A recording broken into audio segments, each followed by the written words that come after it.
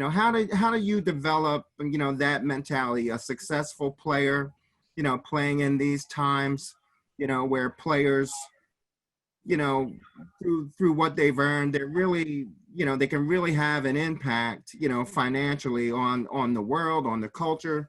So how do you maintain that mindset? I don't want to call it simple, but how do you maintain that mindset of being reasonable and living a certain lifestyle?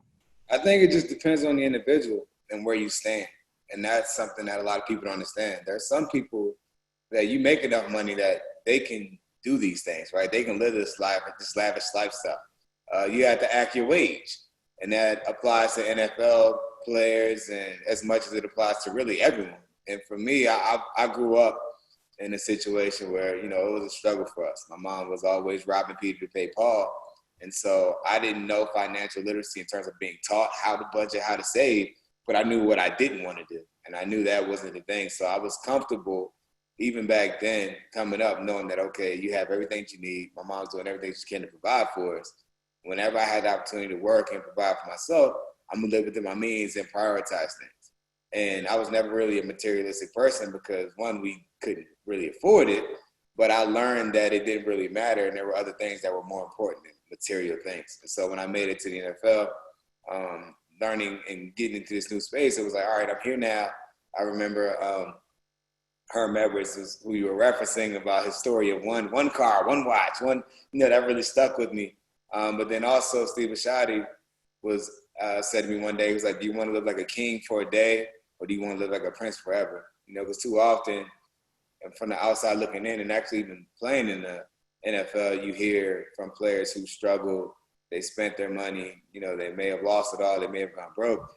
And to me, that's like a cry for help in a way because I feel like I can learn from other people's mistakes, but I also know that I'm no different than them because I went into this, I never had money, and how am I going to be expected to keep it and to maintain it and understand it? So I went on this journey to educate myself more, and I always try to live for tomorrow to make sure that, I was fine when I left, not so much present day. And I never really had it was never a challenge for me to keep up with the Joneses. I was always trying to keep up with my own responsibilities and priorities.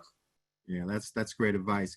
And certainly what we do at the Professional Athletes Foundation is we try and help players through that, that emotional transformation, that financial transformation. And part of that tough conversation is, trying to convince players to downsize so that they can have a quality of life again. So, from some of my own experiences and from, working with so many players, I know that's a really tough decision for players to make. But more often than not, they always make the best decision and end up being able to transform and really go forward.